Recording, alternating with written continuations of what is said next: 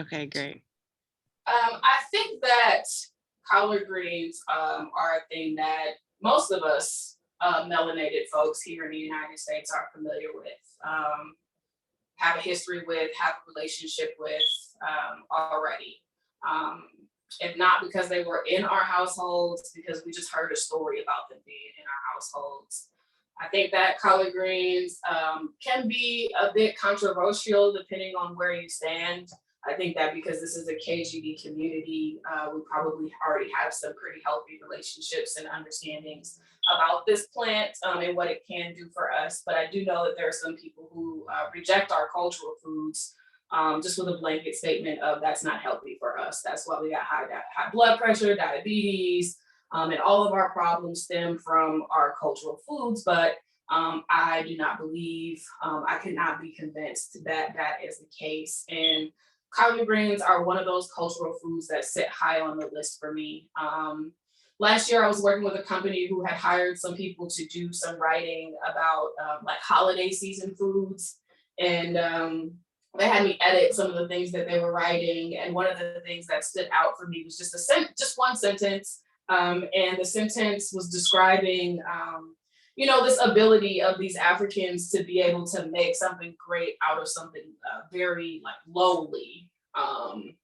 And it just struck a chord in me in a way that I don't know it would anyone else, in sort of a way that I was offended at this suggestion that collard greens are some lowly food, because to me, if health is wealth, then collard greens are good eating, hearty eating, wealthy, exuberant, a whatever highfalutin eating. This is not a lowly ingredient.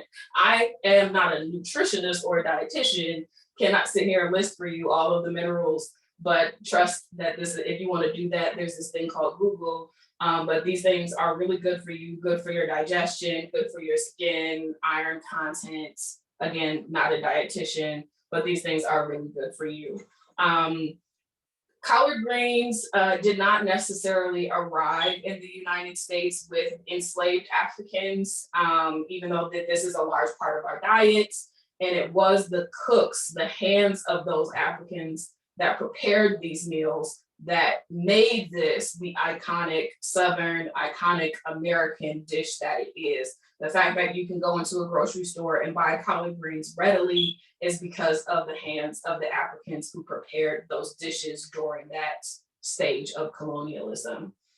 And they were important. They were important to our ancestors. People refer to our food, oh, that slave food, oh, that slave slop. These types of vegetables were important to our ancestors because a lot of the times the rations that they were given would be just a piece of salt pork and some cornmeal, or a piece of some kind of smoked meat and some rice. And they kept their own gardens. In addition to taking care of the plantations, they would also have gardens near their own cabins that they would keep. And so not much nutritional value in cornmeal, not much nutritional value in a piece of salt pork. But if you could grow your own garden and grow your turnips and mustards and black-eyed peas, okra and collard greens, kales, cabbages, those type of spinaches, those type of things, then you could, be able to provide yourself that nutrition that was missing from what you were given to feed yourself. Does anybody have any questions about collard greens and their story before we move on into actually messing around with these things?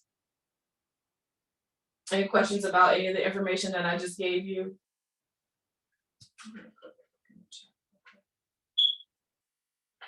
Thanks, Gabby, for putting that stuff in the chat.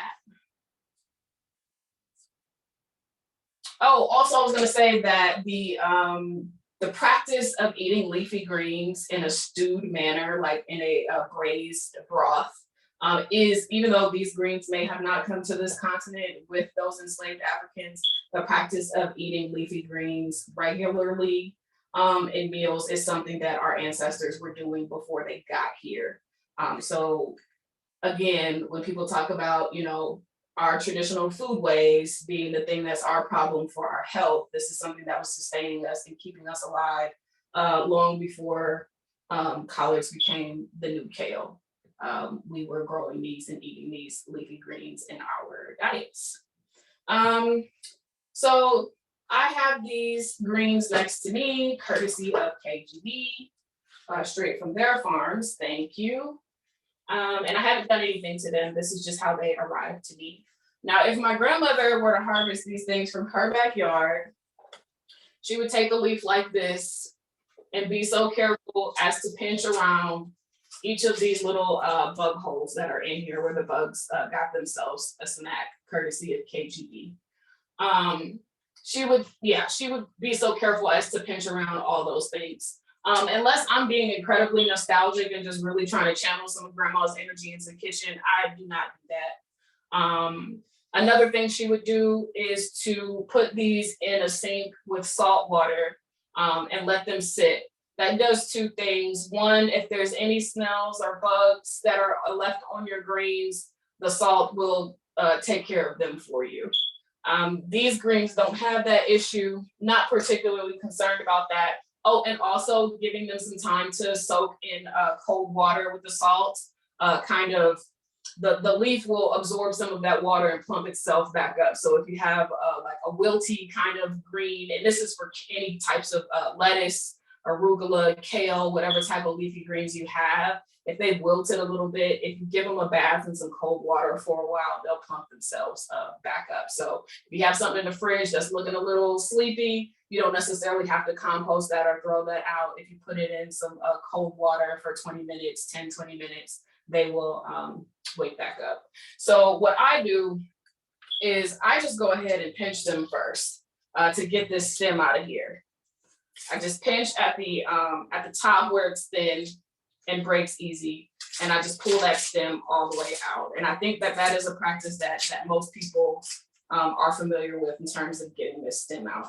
Some people will put this on a cutting board and take a knife and try to be all cute with it and get a straight line down the edge.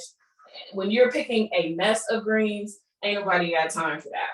So I did not usually, when I use my like Instagram profile, I'll try to like prep everything ahead of time, but I have less time in those spaces. So I don't know if anybody's cooking with me today, but I just went ahead, prepared for us to have time to do this together. So if you're not cooking with us today, then you're just gonna have to have a little bit of patience with me while I peel the stems out of all of these greens. So what I do, I have a quick question. I'm following along and I'll cook later, but I have different types of collards like Cascade and they're different varieties, I guess, but they all should cook the same, right? Oh, absolutely, absolutely. And even these collards that, these recipes that I'm showing you, you can use kale, you can use a Tuscan kale, a red leaf kale, or whatever kind of kale they got. You can use chard, you can use even an arugula, a spinach, whatever kind of leafy green you want. But we are in November. This is the cold crop right now that KGD is pulling in, and so we're using collards today because that's what we got. But the things that we're doing today, you can use with anything. The only difference I would say is if you're using something smaller like a spinach or an arugula, then you don't need to take the stems out. You can put those directly in a skillet once they're clean. I would take some of the stem off of the kale. But maybe not so much a chard. A chard, I might pull like the very end of it off, just the stem at the bottom, and you can chop that up into pieces, but I wouldn't even go so far as to pull the whole back vein out of a piece of chard. Those are usually pretty tender. Okay, Josmine, thank you. oh, I'm sorry.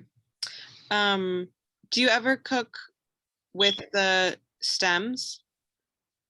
Yeah, we're actually gonna do at the end, I saved it for last. We're gonna process some of these stems to make pickles. I don't know about you guys, but traditionally I came up eating collard greens with vinegar. My grandmother would put a teaspoon of vinegar over the top of my greens in the bowl or on the plate wherever I was eating them. It's my understanding that that is not an uncommon practice. A lot of people do hot vinegar, like vinegar that's been infused with chili peppers and stuff like that to put on their greens. It's you know, kind of akin to a hot sauce situation. If you eat hot sauce on your food and you like that vinegary taste, then I think that just putting straight vinegar or using vinegar infused with hot peppers is kind of the same, you know, effect to the same effect. So what we're going to do is pickle some of these quick pickles. And in the end, you will have pickled collard stems that you could later then use to sprinkle on top of your collard greens to get that vinegary effect when you're eating collard greens. Or you can put them on sandwiches like pickles. You can put them on a charcuterie plate where you would put pickles. If you really wanted to chop them up really fine and dice them like a relish, you could have collard stem pickled relish. But pretty much any other way that you would use a pickle, you can use these things as pickles. You don't have to throw these out or compost them.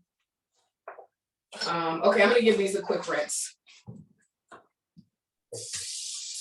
Another thing for those who are growing collards at home, if you planted your collards in the springtime, typically they have 2 full growing seasons. So if they survive the winter, in the springtime, you'll get these really beautiful, brilliant yellow flowers. Same with kale.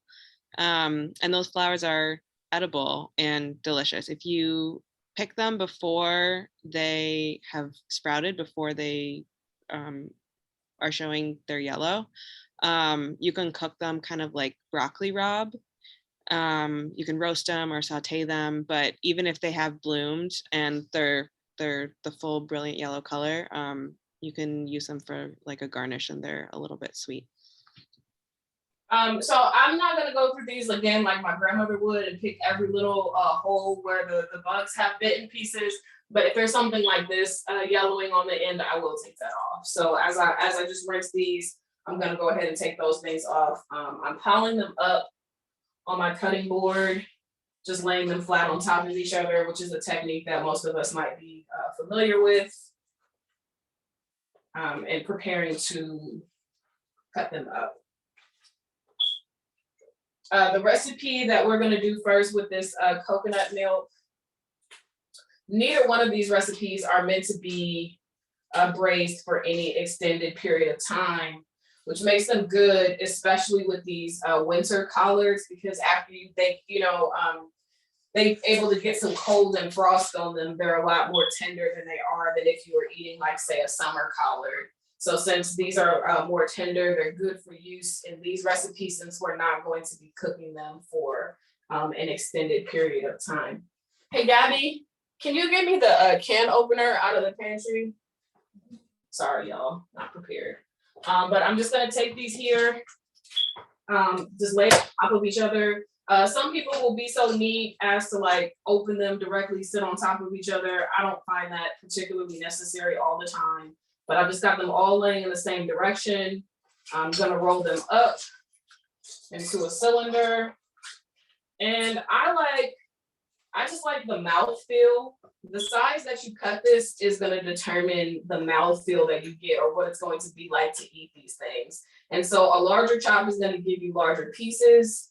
A smaller or larger slice is gonna give you larger pieces. A smaller slice is gonna give you really small. And I like to get them, I think the French call it a chiffonade. Maybe not that fine, but just really small sections I'm cutting off here, like kind of like shredded paper. Thank you, babe.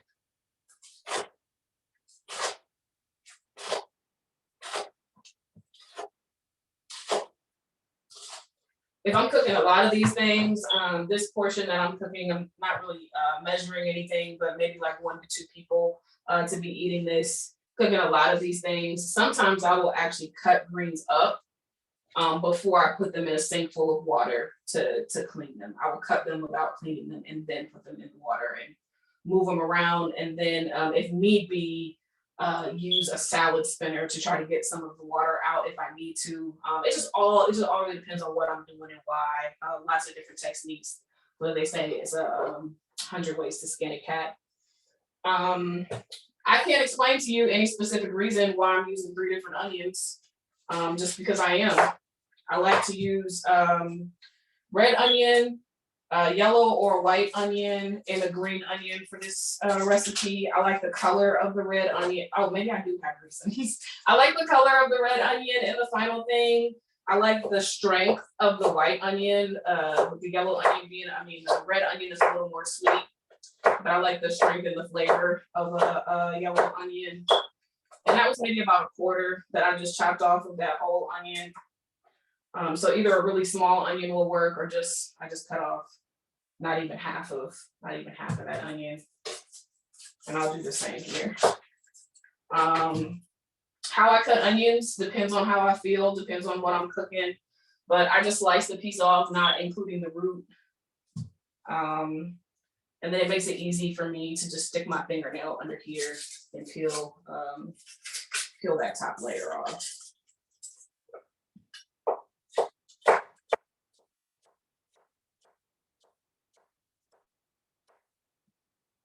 What do I want? Green onions. Green onions. All to taste. All to taste.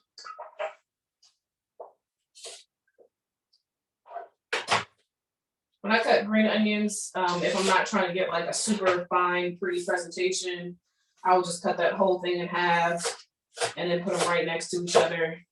That's less cuts I have to make.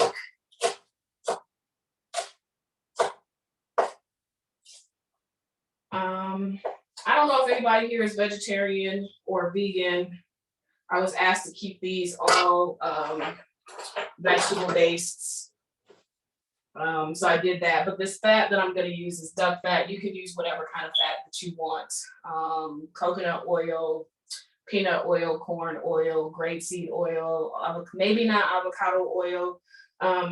You could use olive oil, but I like oils that have a higher smoke point. But whatever you want. Oh, I forgot one piece. Let me get some garlic going on over here. Got to have garlic. The way I do a piece of garlic, I'm just gonna cut that little woody part off the end, smash him up real good, and then go ahead and mince that thing.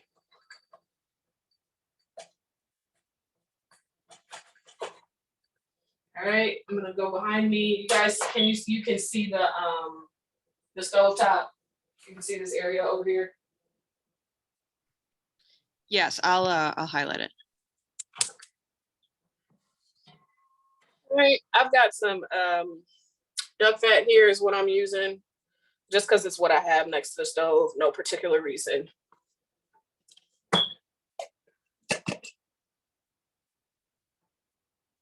That's about 2 tablespoons of oil, but just enough to coat the bottom of the pan.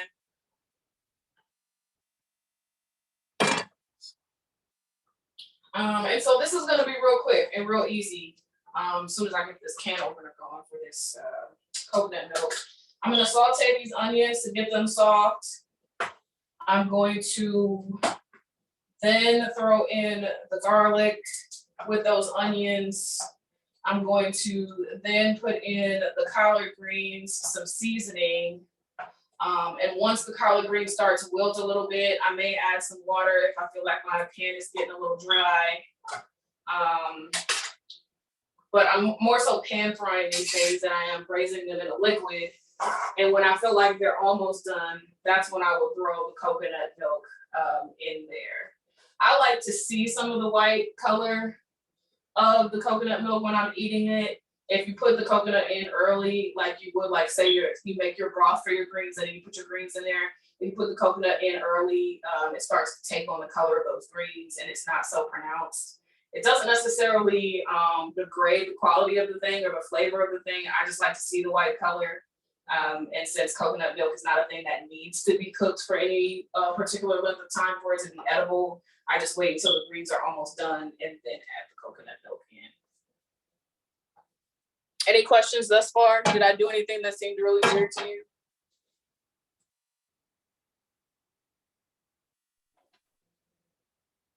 Hi, this is Iris. The coconut milk, I've never heard it being used with that. Is it for a specific, does it give it a different flavor, a sweet or? Oh, I guess I'll tell y'all that, huh? So the reason I chose this to cook with y'all today, my grandmother is 90 years old, bless her heart. I was talking to her one day, she was talking about her diet. My grandmother is a person whose body requires them to limit their salt intake. But she's also a person who grew up on pork jowl and cured meats in every pot of anything that she makes. And I was having a conversation with her, asking her, what is it about eating of check this oil when you eat collard greens that you need that pork to be in there? Is it just if it's the smoke flavor, we can try to figure out something else to get that smoke in there for you. And she told me it was a mouthfeel.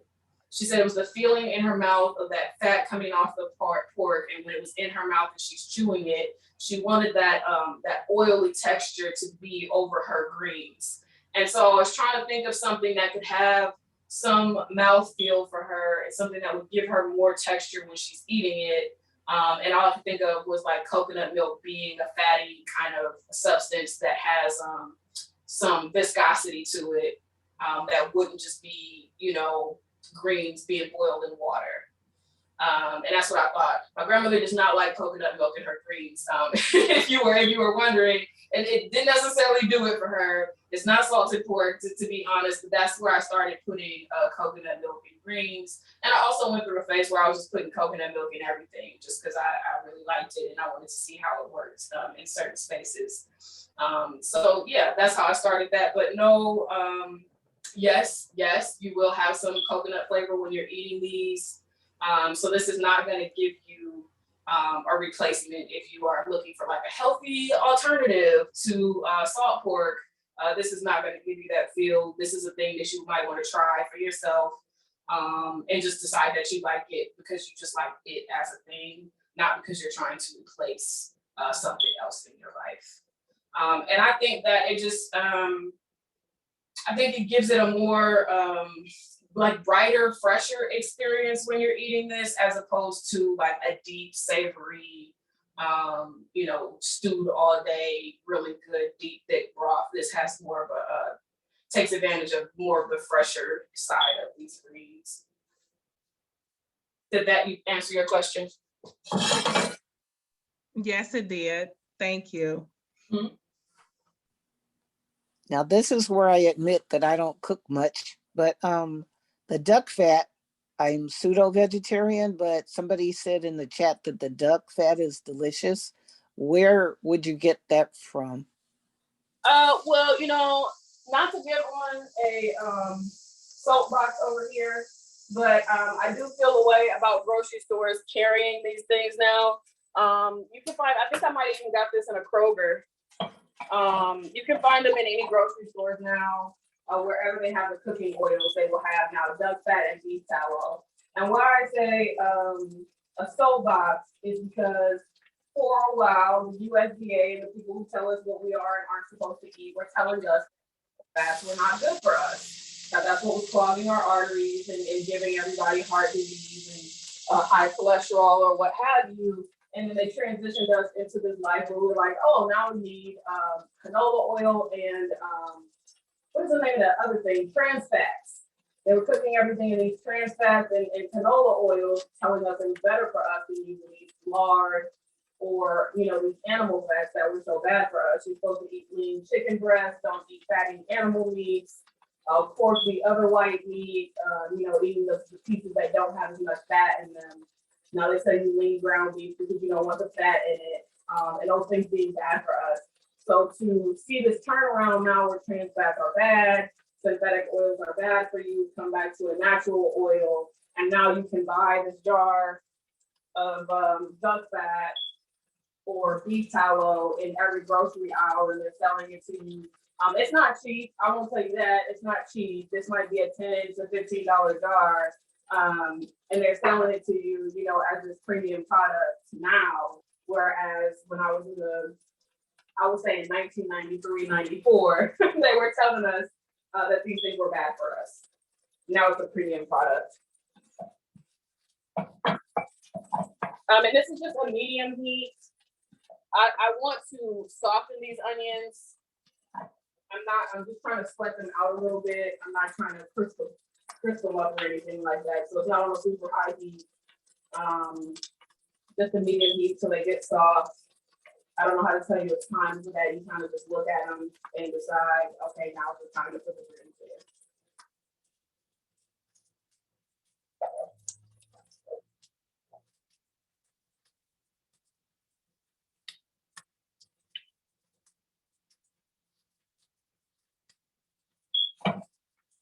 I've added garlic now. When I cook with dried seasonings, this is one of the seasoning blends that I made with that company, Hello Black Brunch. When I cook with dried seasonings, I like to add them at a phase where the oil is still available to me. Like if I'm making a soup or something, I will add these when I'm sauteing the vegetables, not directly into water. I feel like the oil that's in the pan allows those flavoring agents that are in these dried spices to come out. I don't know a really cute way to explain that, but flavors are made up of oils that are inside of these allspices, cinnamons, peppercorns. The flavor is actually an oil, and what I feel like when you put those dried seasonings into more oil, it helps draw those things out to be available to your full dish.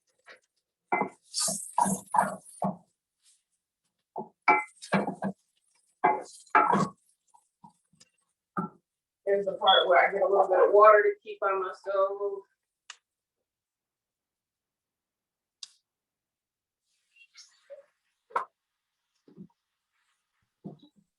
Sorry, why did you say you were adding the water? Oh, I'm just keeping this water, like I don't want this to dry out.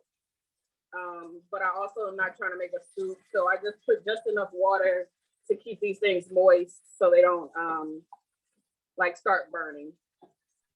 Got it, thanks. And I'm not trying to fry these things is what it is I'm just trying to make sure that some moisture stays in this pan.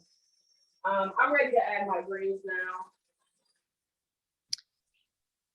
In the chat, someone is wondering if you could repeat what seasoning was added to the oil. So it's a blend, it's my own that I made. It's a seasoning. This is what it was called. Can you see this, camera? Yes, yeah. Okay. It's a seasoning that I made. In it is cayenne pepper, there's cinnamon, there's garlic, there's paprika, there's black pepper, there's some allspice in there. It's like a heat hot excuse me. There's heat in there with the cayenne, smoke in there with the paprika. There's some warming spices with some cinnamon and allspice. And then there's some herbal elements with some parsley, some thyme, some rosemary, a little bit of oregano.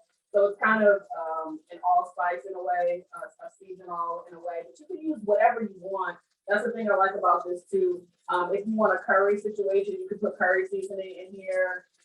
If you have like a Mrs. Jack situation that you want to use, you can put that in there. If you wanted it to be like a chipotle flavor or Aleppo peppers or whatever direction you want this to go, it will be pretty much anything will be compatible with these collard greens and this coconut milk. Maybe not like a dill flavor, but pretty much anything that you could think of like in a savory direction. You can use that seasoning in here. Whatever your favorite thing is, whatever your jam is, you can use that.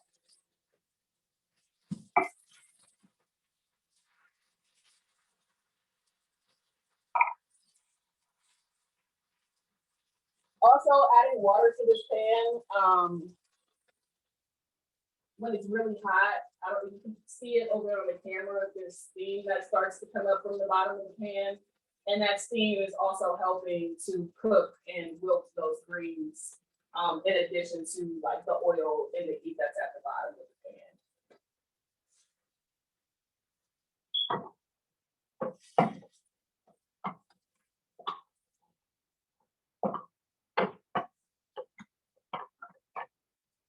So again, not enough water that I'm making a soup or a stew. You can see I added that water, but if I open this up, it's not like it's pooling at the bottom to make a soup. but just enough that it keeps some moisture in there, creates some steam to be able to help soften these vegetables that are in here. I'm gonna put a lid on that to also help distribute that heat. The heat will hit the lid of the pan and then come back down. And basically those greens and the onions are being heated up from every angle. Let that cook for a little bit till they get tender to my liking. Sometimes I like to eat collards, you know, some people eat them raw. I don't necessarily like raw collard greens, but I do like some bite. I like a bite to my collard green. I don't want it to be completely mush, but you can cook this to where you like it. I do like them to be some level of, you know, bright green. I don't want them to be all the way, like, you know, that color that canned green beans have, where it's just like brown and dull. Or like deep green and dull. I don't like that color. I can start prepping actually for this next one since you guys aren't cooking with me. Pickled collard stems is actually going to be the last thing we do, but I can start prepping for it now while we're waiting for those things to get soft. You could go through each and every one of these and pick up all of these little extra pieces of leaf that are left on here so you can have a clean stem. I don't do that. I don't want to do that. Once these sit in this jar with this sugar and salt and vinegar, and the stem starts to soften up a little bit, when you eat that pickle and you have a little bit of crunch of the stem, I like that little leafiness of the leaf, to be in there too. It's a mouthfeel. I don't know if you're a type of person that likes kimchi and stuff like that, and you get the different textures of the leafy part of the vegetable and then the stem part of the vegetable. It's a nice contrast. So I leave this here, but I didn't wash these when I washed the leaves, so I'm just gonna go rinse these off real quick.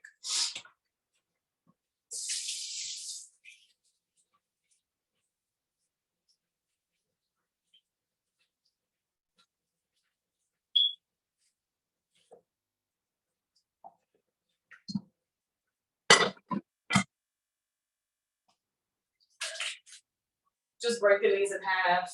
And then, you know, like I said before, it depends on the type of pickle you want to use and you want to eat. If you want to have a long piece of pickle to bite on, maybe to eat with a sandwich, maybe to put in a sandwich, you can leave these longer. If you want more of a relish type of thing and you want to sprinkle it on the top of the bowl of your greens and be able to like pick up a spoonful or a forkful, and have this, you know, be in your bite and not a thing you have to manipulate with your hand, then you can cut them into smaller pieces, which is what I'm going to do.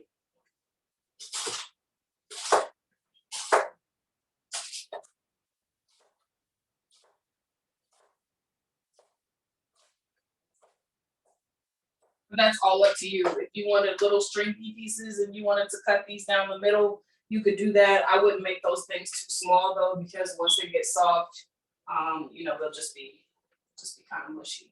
You know what? I didn't get a jar either. I'll get a jar.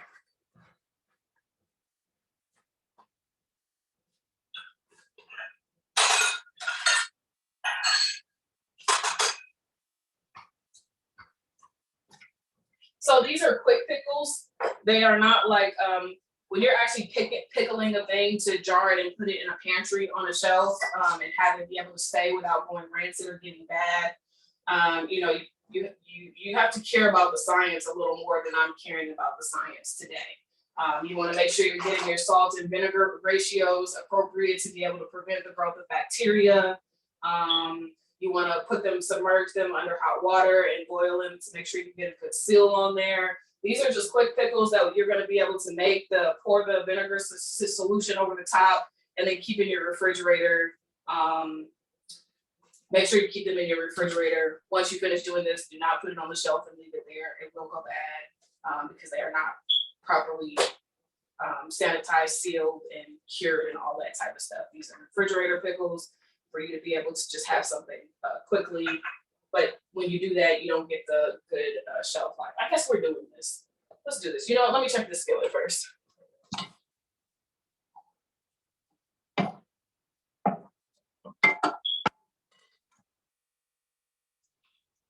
All right, we can get into this. So as we talked about before, these are the stems of the collard greens.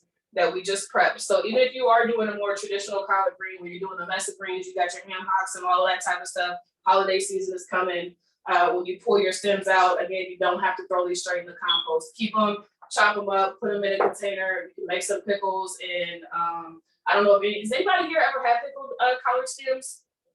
No, I have had pickled collard stems, and I've had pickled watermelon rind. A lot of things that we just discard, pieces of vegetables, can be pickled and just used as a condiment. Just it's not limited to cucumbers. So yes, keep your collard green stems, throw them in a jar. I have 1 clove of garlic. I'm gonna smash it a bit just to break it open. I also have a pickling blend. In this blend is mustard seeds, coriander.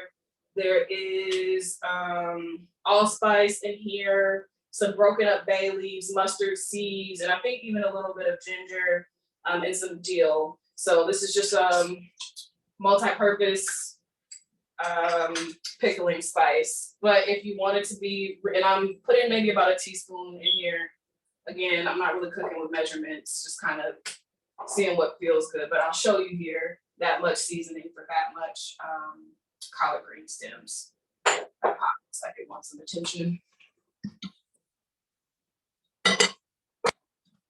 Turn that down so we can finish this part. So yeah, just maybe about a teaspoon in there for what looks like maybe 2/3 of a cup of collard green stems. That's for me. You don't have to use a pickling blend. You could actually just do straight up vinegar, salt, and sugar if you wanted. You could do just vinegar and salt. You could do just vinegar if you really wanted to. But I'm gonna do vinegar, salt, and sugar.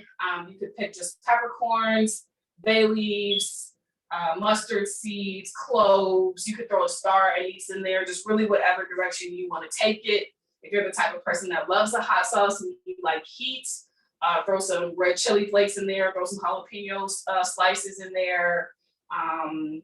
You could use habanero peppers if that's what you wanted to use, but whatever your taste buds enjoy in a pickle, whatever your taste buds enjoys in your pot of greens, whatever your taste buds enjoy in whatever you are going to be cooking or using your pickles with, that's what you should use. Man, I hate that I did this. Now I'm in the middle of 2 different recipes. Are you guys okay if I go back to this pot with the coconut milk and finish this up? Okay. Yes. Sorry about that. What I am most interested in this coconut milk can is the fat that's sitting on the top. Some people would mix this up and make sure it's like a homogeneous mixture. Everything is reincorporated into itself. But currently I have coconut cream fat sitting at the top. This is that seasoning blend on the spoon, by the way. Coconut fat sitting on the top, and then that watery liquid part sitting at the bottom. I am most interested in this part, so I don't always use an equal portion of each. Because again, I started making this trying to recreate that mouthfeel, that fatty mouthfeel for my grandmother.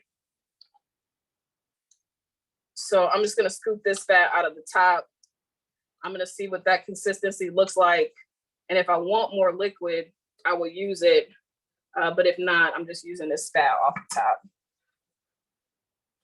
If your can is, it's not cold in your house and your can is not separated like that, it's okay if you just pour the coconut milk directly in here. You don't have to put it in the refrigerator to get it cold or anything like that. But again, this is really it. You know, I cooked those greens for maybe, I don't know, I wasn't keeping track of how long, but maybe about 10 minutes, 15 minutes, maybe not even that long. They're soft enough to my liking. If they are not soft enough to your liking, then you can just keep cooking them, keep your eye on, add a little water here and there. Again, not to make a broth, just to keep moisture in the pan so they don't dry out and burn. And that's it. You can taste it. You can put salt if you want. I don't generally cook with salt heavily, but I'm just going to add some because the person I'm going to have taste test this, or the person that's going to be eating this, my partner, is a person that likes their food to be seasoned well, salted well. But just, you know, I grew up and started my cooking for my parents and my grandmother and people who try to pay attention to their salt intake. And so I grew up cooking not with much salt. So my palate, my mouth is just accustomed to not having a lot of salt in things, and I'm fine with it. Any questions about that? Because that is the end of that dish.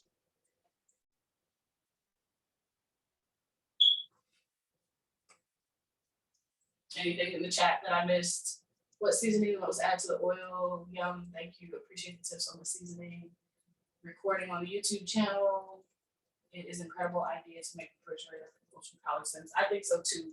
And if you're just a person that like gets off on not having any waste and not having food waste and just using everything. I mean, there's always composting, but if you're just a person that really likes to use up every little thing, these refrigerator pickles are a good way to do that. And again, it's not just limited to collard green stems, any pieces of vegetable. What else do I have here? I have onions sitting in front of me, so you know I can cut off a piece of onion here. I'm going to be using apple cider vinegar, but you could also use a white vinegar if you prefer that more sharp taste. You could use a rice vinegar if you like a sweeter taste. You don't have to use apple cider vinegar. I said I was gonna save this for last, but I'm just gonna move straight into it since we already started.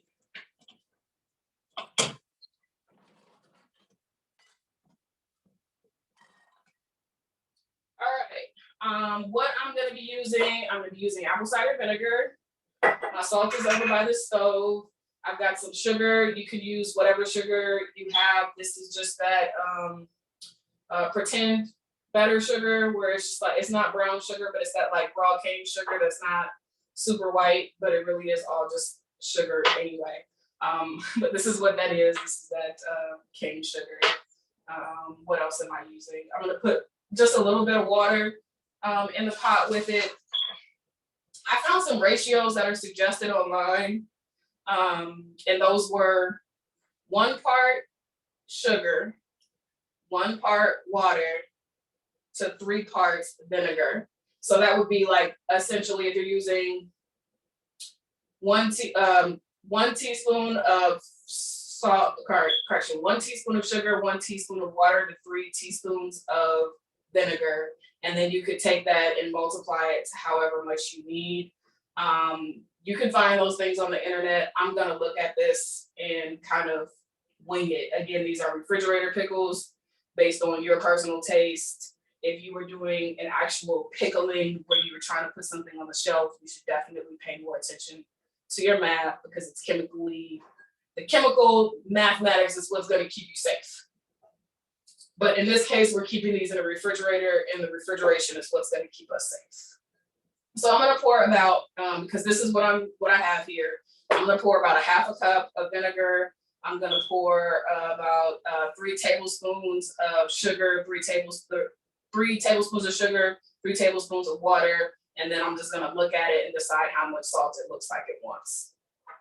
Do you want a more concise information from me in order to try this recipe as it's something that people may not be familiar with? Do you want more direction? Because I will read like my exact notes to you as opposed to just telling you what I'm about to do.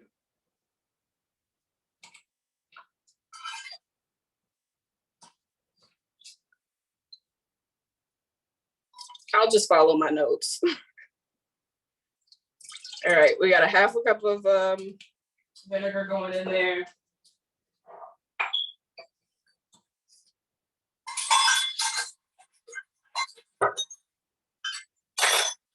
Three tablespoons feels like a lot, so I'm actually just gonna put 2 tablespoons of sugar in here.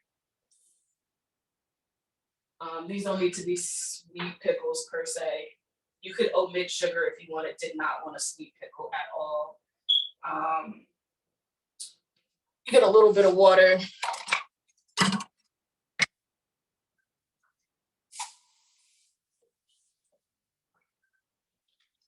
Just gonna put spoons of water. And then, another option, you guys saw me put these spices in here. If you want like a hint of spice in your pickles, that's the way to do this. if you want a more pronounced spice in your pickles, take this seasoning blend and actually put it into this mixture, because I'm gonna turn this heat on and get this mixture hot. Here goes my salt. Get this mixture hot. And if you put your seasoning blend into this water first, it will pull more of those oils and flavorings out of those solid seasonings, so that when you pour it into your actual collard stems, you will have a more intense flavoring from those spices. So this is still going to give you some spice, but just not as intense as it will be if you cook those spices in this stove mixture first. Is that, you guys kind of follow me? Is this clear at all, or do you want me to, I feel like I'm kind of all over the place with this one. But if you have any questions, I will definitely be very happy to answer them.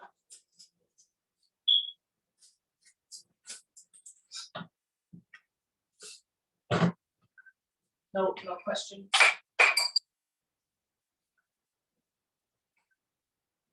So I just have these on here. I don't need to bring this to like a rapid roaring boil. Just trying to heat this up enough so that when I pour it over these collard stems, they're going to wilt a little bit. Heat it long enough so that the sugar and the salt in there will melt into the water and vinegar.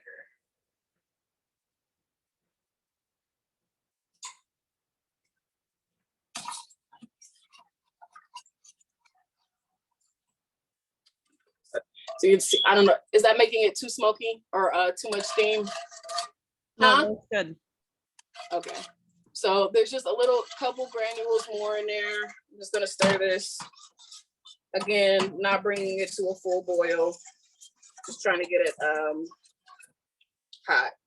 You won't break anything if it does boil. Like, it's not a bad thing if it does. You just don't need to cook it that long.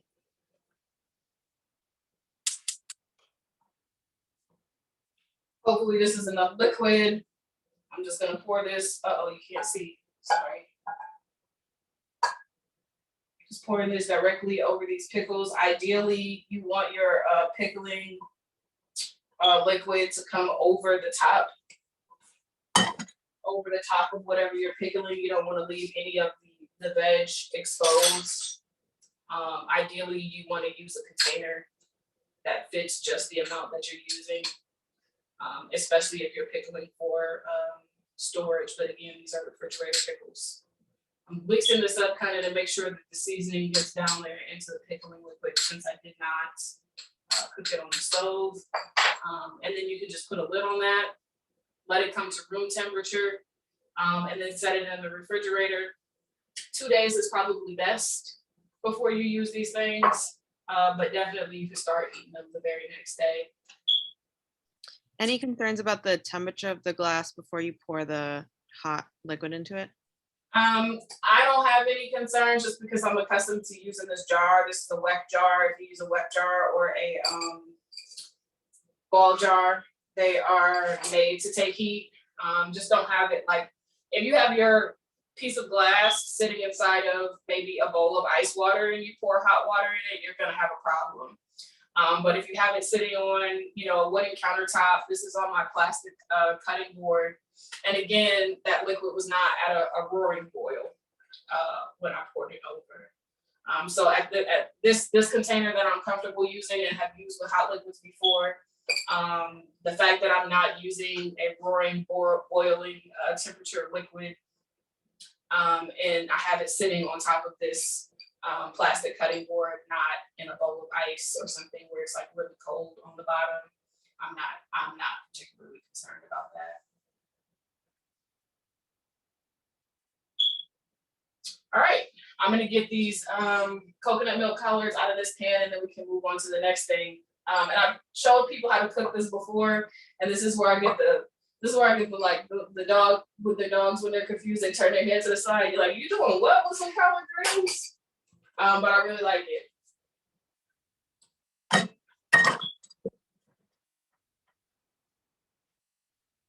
Daddy, you want to eat these now?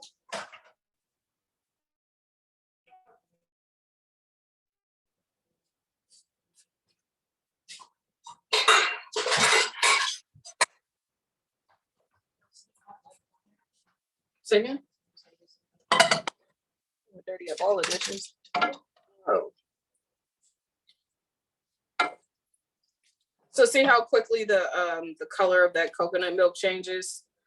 If you were to cook that for the entire time with the collard greens, it would just continue to take on more and more color.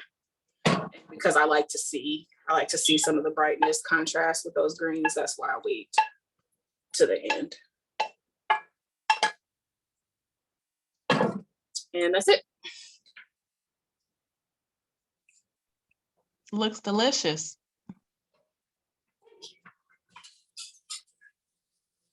Just rinsing this pan out real quick.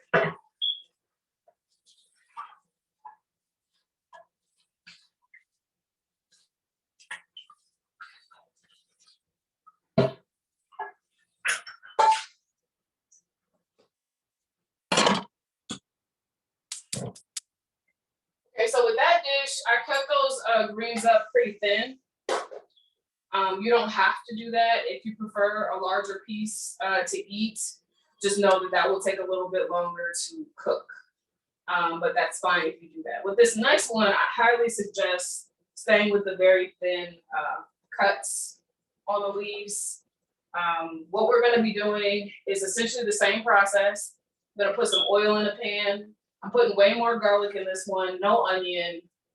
We're gonna pan fry these up really quick and then finish them off with balsamic vinegar and honey. And the reason I like to get a really, really thin cut on these is because that balsamic vinegar and that honey will coat all of those tiny little strands and kind of caramelize around them. And when you bite into that, I don't even know, it's almost like collard green candy if I could even find a way to explain it. But because you have those really tiny thin strips of collard greens, they get coated in that honey and that balsamic vinegar, and they just have a really nice mouthfeel and texture to them that you would not get if you had the bigger pieces of collard greens. So I just did the same thing I did. Sorry, I didn't move my camera. Piled the leaves up on top of each other, rolled them into a cylinder, and I'm just gonna do the same thing here. I wish you guys could taste these things, because when I say collard greens and honey together, I just get these looks, and I promise y'all, these are really good.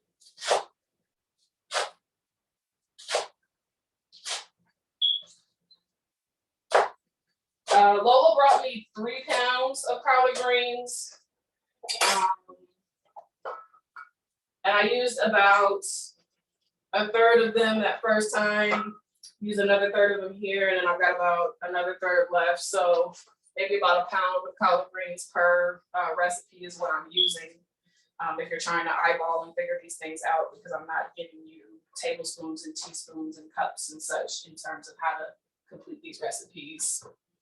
Again, with the duck fat, because that's what I'm using today, but you could use anything that you like. Oh, this lid doesn't want to come on.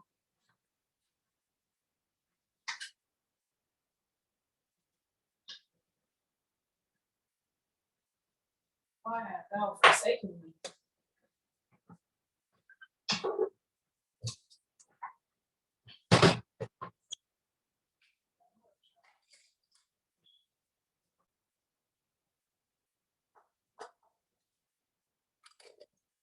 This is pretty hot.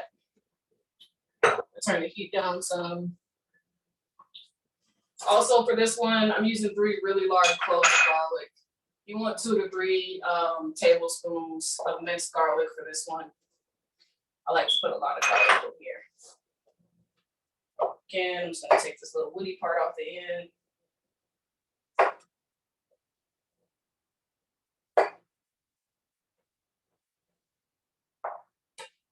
Put my knife with the blade away from me. Use the palm of my hand with my fingers away. Smash that thing.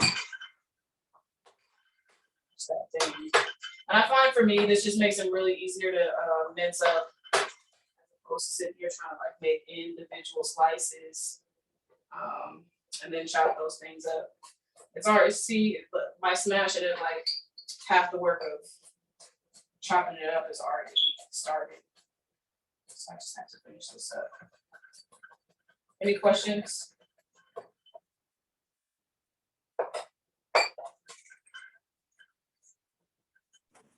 This is pretty basic. I have a lot of greens in my little garden. Can you like just rinse them and freeze them, and or do you need to blanch them before you freeze them? You definitely want to blanch first before you freeze them. If you Okay. freeze without blanching them, when you thaw them out, they're going to turn to mush. If you want to save them and big batch them in the freezer so you can just pull them out whenever you feel like it, cook them real quick, you definitely want to blanch those first. And that's for pretty much any green, any leafy green, you want to blanch those things before you freeze them. So for this one, the first one, I put the onions in, and then I put the garlic in, and then I put the greens in. This one, I'm gonna go greens first, just because garlic burns really fast. It cooks really fast. I put it in with the onions because the onions help it stay moist in the pan and not dry out and burn. I don't have onions in there now, I just have oil. So I'm gonna let these greens start cooking first, and then I will add the garlic and let the water that's gonna come out of these greens kind of steam to cook it. I'm just not a fan of, like, you know, some people cook garlic till it's crispy. I'm just not a fan of that.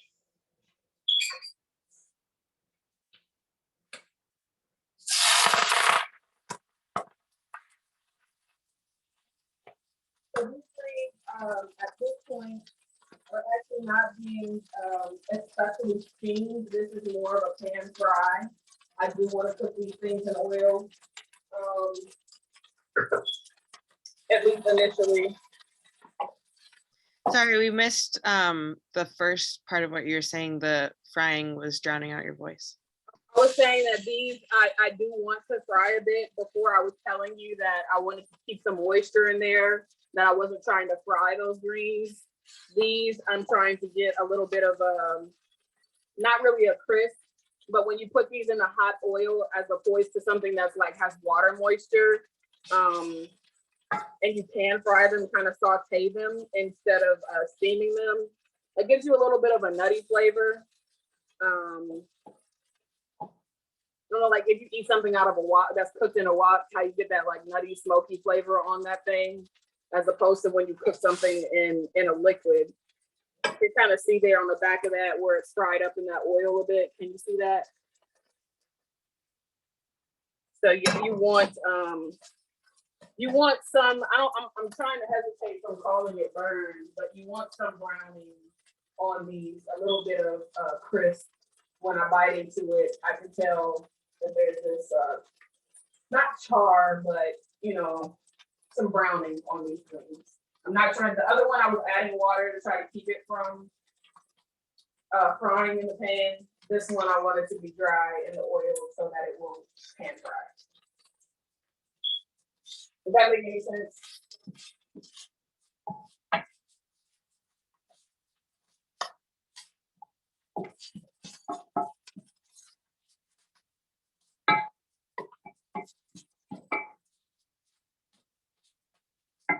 Maybe a comparison is like how people fry cabbage.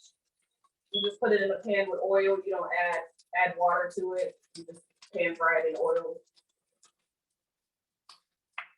Or at least my grandmother would. Put some bacon in there, let the grease come out to the pan, and then throw the cabbage in there.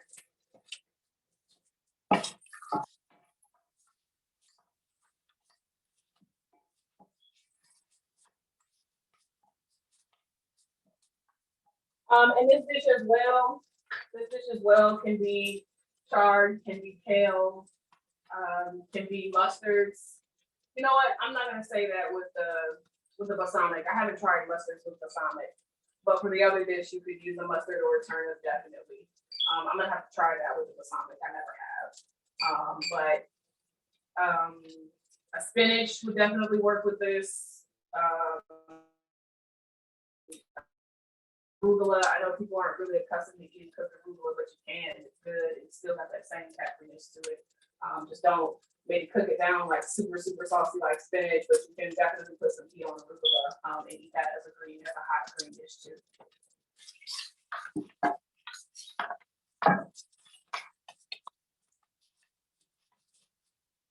So my kitchen right now kind of smells like when you pan fry Brussels sprouts. Or if you ever eaten fried Brussels sprouts like at a restaurant, I never cook them like that at home, but I've eaten fried Brussels sprouts at restaurants and they have that nutty smell to them. That's kind of what my kitchen smells like right now from frying these collard greens. So it's not that bitter, kind of funky smell that you get from greens. It's more of a nutty smell. And when I say funky, I mean that in a good way because I like that about greens. I like that little funk to them, bitterness to them. But this is more of, like I said, like when you're eating crispy fried Brussels sprout smell is what these are giving me.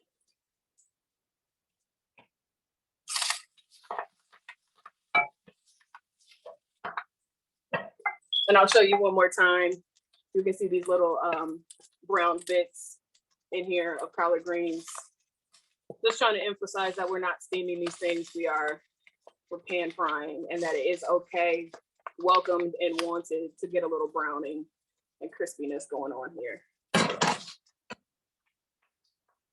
That's gonna add, remember I was telling you about the balsamic and the honey is gonna give you that kind of a little bit of caramelization and that texture where I want them to be like thin shreds.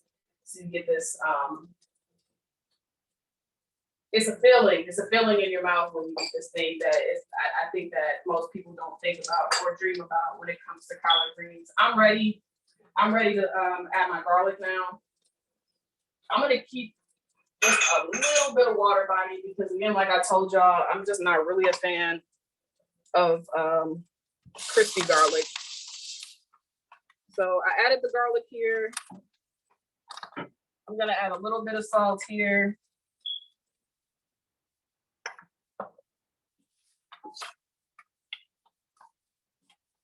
And as soon as this garlic starts to get really fragrant, and before it starts to get brown, I'm gonna try to keep it mixed up into these greens so it's not directly on the surface of the pan getting fried.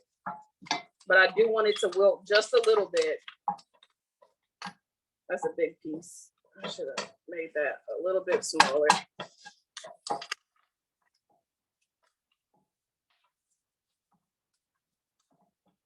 Oh, you know what? Garlic options. I'm a fan of peeled garlic. I'm not a fan of garlic in a jar. Don't use jarred garlic for this. Definitely get fresh garlic, either in just a bowl or by the peeled kind. A tip that I like to use, I buy those big Costco containers of peeled garlic, put them in a food processor, take that paste out. You don't have to go all the way to a paste. You condense it just like it is in this pan. Press that into a ice tray or a small cupcake pan or something like that, and put it in the freezer. And then I can just pop out fresh garlic, minced garlic whenever I need it.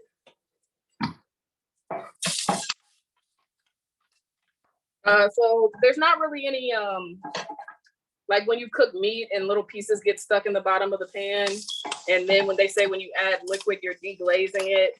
There's not really a bunch of stuff stuffed down here, but I'm just pouring just enough to get some moisture going on in there. Not creating a sauce, but just enough to coat these greens. You can hear me okay? Yes. Oh, Okay. So just enough vinegar that ahead now. just enough vinegar that I am coating the greens, not so much that I'm making a sauce in the pan. Most of the liquid is going to evaporate, but that flavor of the vinegar will stay on these greens.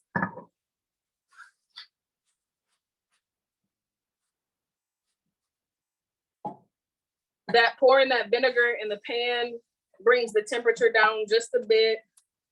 So I'm gonna let this temperature come back up as I continue to stir these.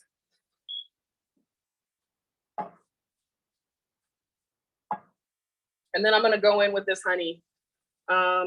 I would say that was a little less than a quarter cup of vinegar total that I poured in there.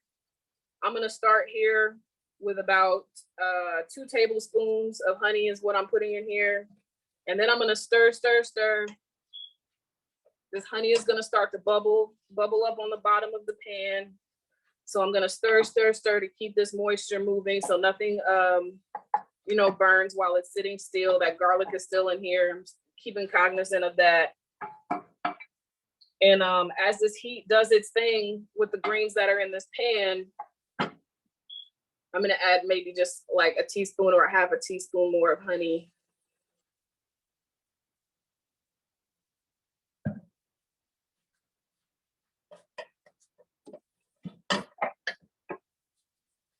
And I'm just gonna let this heat do its thing until I can start to feel this getting like a little more syrupy, that honey starts to really caramelize in the pan and the moisture starts to disappear.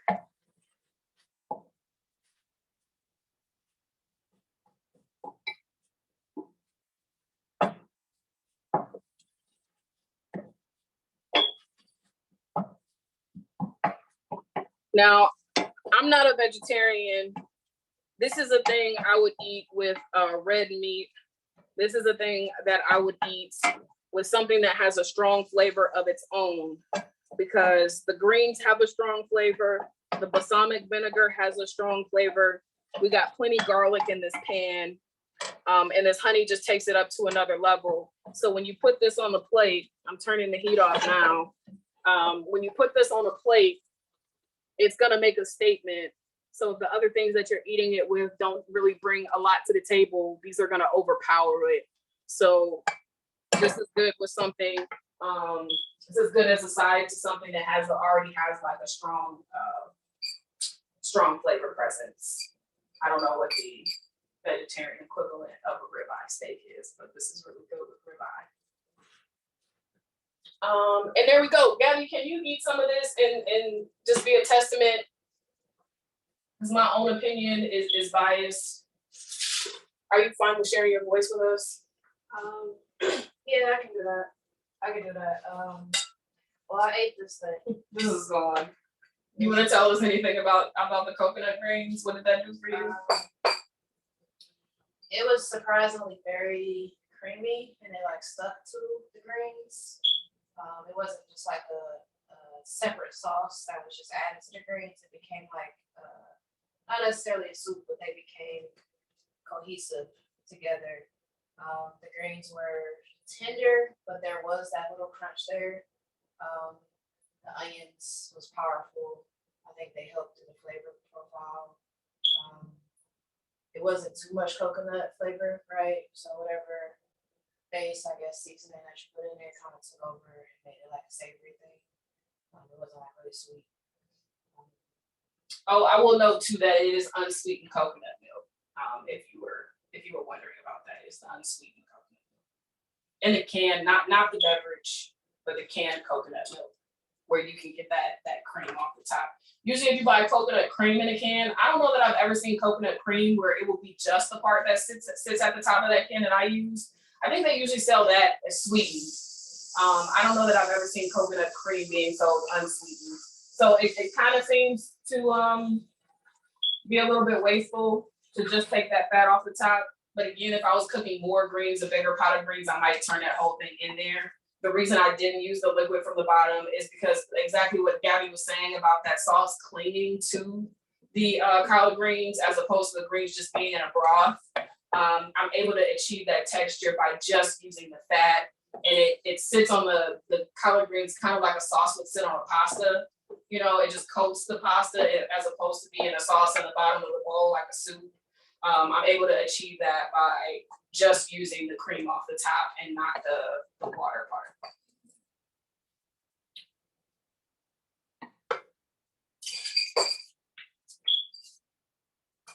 And what I can do, Lola, since you know where I live now, if you want to come a different day this week and come pick these pickles up,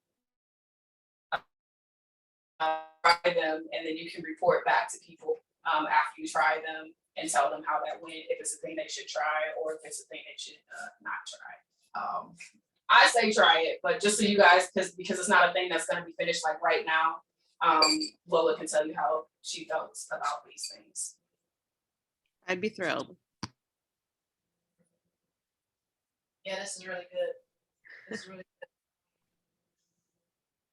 Yeah. Is it something that you've ever felt could be accomplished with collard greens? Like, would you think to put honey and balsamic and collard greens together? I don't know that I would think that, and I don't know that I would think that this would happen, but there's that crisp that she was talking about, trying to achieve with the client is really important here. I mean, it does this, I don't want to say candy thing, but it's not like super sweet, but the garlic makes sure that it's not super sweet. But it is very like happy. It's very happy and candy. Like That's it. yeah. Drops mic. Can you show one more camera shot of that up there just so they can see up close? So you can see, it was like Gabby said, it was important for me to get the greens fried, not steamed, so that you can get that a little bit of a crisp. They're not going to be crispy like French fries, it's not going to be shoestring French fries, but you can get some char on them again towards the direction of those fried Brussels sprouts that they have at all the fufu restaurants now. So you can get a little bit of browning on those things, a little bit of crispy on those things. The balsamic vinegar, when you're pouring that in there, again, we're not trying to make a sauce or even a reduction out of it. You're just trying to pour it in there and let some of the liquid evaporate and leave that balsamic flavor behind, just enough to coat the shreds of the collard green leaves, not enough to, again, turn them back into a saucy or a soup, just enough to coat on there. When that liquid starts to dry up, you start to drizzle your honey in there. Honey caramelizes. If you cook honey long enough, it will turn into a solid substance like a candy, like a rock candy. So, but because we have the collard greens in there and a little bit of moisture coming out of those and a little bit of moisture from the vinegar, we have some time where we can stir that honey around into that skillet and let it start to caramelize. And as soon as you start to get that sticky in the bottom of your skillet, you're just about there, and you can pull it off the heat. And I really hope you guys try that thing, and I hope it comes out for you too. I hope that was a good enough demonstration that you feel like you could try it, because I've never tasted, not to like toot a horn or anything, but just I don't even remember how I came up with this thing. But I never would imagine that balsamic vinegar and honey and collard greens would be a thing that goes together. But I think it's really good. It's something different and also really quick. Some people think that, I don't want to add any greens to my diet, or I don't feel like doing greens this week because it's going to take so long and I need this big pot and I got to go through all these steps and stuff. But you can have greens on your plate in, 15 minutes, and it doesn't have to be an all day task to be able to incorporate these leafy things into your diet. And not have to eat them raw, because that's the other option, right? Either stew them all day so they can be tender, or eat them raw. And I'm not a big raw fan. So these days of being able to just quick saute this and have something that tastes good, really, especially that one, it just really intense, flavorful. That vinegar is giving you some acid, so it's not dull, it's exciting. I think Gabby said happy was the word for it, but that vinegar really just brings up the temperament, the personality in the greens. Indigo, get out of here. That's my dog. That's real. I feel like a person that maybe doesn't like vegetables, or that tastes like the raw vegetable, could eat this with no problem. It's really good. Did you guys hear that? Not quite. Gabby, can you say it again? Maybe said it. I said that. This is actually where the speaker is. Oh. I said that I agree. I think that somebody that maybe particularly doesn't like vegetables, or just doesn't like that fresh out place flavor of the vegetables, will really enjoy this, because it's just so coated and flavorful. Cheryl was wondering if the last recipe would work well with a little bit of cayenne. Oh yeah. You can throw whatever you want in there. I would throw it in at the point that you are adding the garlic, or just before adding the garlic, add your seasoning then. So you can then stir that around and get it evenly distributed before you start with the honey and the balsamic. The honey and balsamic will get sticky and it'll be harder to evenly distribute those seasonings. So you'll end up with like a clump of cayenne right here and none on the rest of your greens. So throw the cayenne in one of the first or second steps, but you could cayenne that. You could again, you can throw whatever direction you want to go. You could throw some herbs in there. I would do like a thyme or rosemary direction with the balsamic vinegar. But yeah, you could put onions in there too if you want. The only thing is the onions if you put onions in the skillet at the same time, it just makes it harder to get to that crispy point because the steam that's coming out of the onion adds to the moisture there when we're trying to get the moisture to come out of the green, so it gets a little crispy. But you can take that in any flavor direction you want. But I do think that though, those contrasts or those the garlic, it's basically like a balsamic vinaigrette. You know, we've got oil, we've got balsamic, we've got a sweet. Some people put sugar or honey as a sweetener in their salad dressings, and we've got the garlic there. So it's almost like if you could imagine eating, a salad with balsamic vinaigrette, but make it crispy collards with this candied balsamic on the collard greens. So anything that you think would work with a balsamic vinaigrette could probably work in terms of seasoning, but definitely cayenne. You could put black pepper, white pepper, if you wanted seasoning in there, absolutely.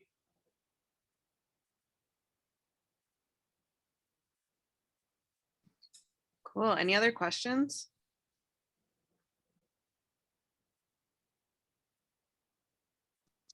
I think someone has been patiently waiting because they want to ask a question. Come here. Don't be shy. Ask her your question. You were patiently waiting. Say hello. Hi. Hi, do you like collard greens? You do? Have you ever had collard greens with honey? What type is that? Say again? That's her question that she wanted to ask you. Ask her, Nyla. I can't. No, say it. She didn't hear you. What type of honey is that? This honey is honey I bought from the grocery store, which is really bad because I am a beekeeper and my mother is a beekeeper and I have plenty of honey available to me. But this is just easy because it comes in a squeeze bottle and all the other honeys that I have are in mason jars.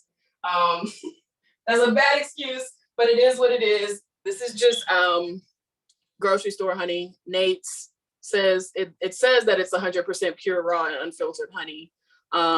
Maybe one day, depending on where KGD is in their programming, I'll talk to you guys on another day about how all of the labeling that you see on grocery store bottles of honey is pretty much meaningless. How many cups is that? How many cups? I did not even use a whole cup. I used maybe 2 tablespoons. And there are 16 tablespoons in a cup, and I only used 2. Is that it? Well, thank you. Thank you. But yeah, no problem. Thank you for asking. Turning the speaker up now. Good job. That's all I got for y'all. I think every time I do something like this, I do a live, I get off the live and I'm like, man, I should have said such and such. But I think I've covered my notes and I made my way through these recipes pretty okay, according to me and according to Gabby eating up all of them. So unless you guys have any questions, I think we can call it a night. Don't forget to check out the Joy Project. I linked the Instagram at the top of the chat. The Joy Project is the project that my partner and I, Gabby, that you saw in here eating the collard greens. Gabby is a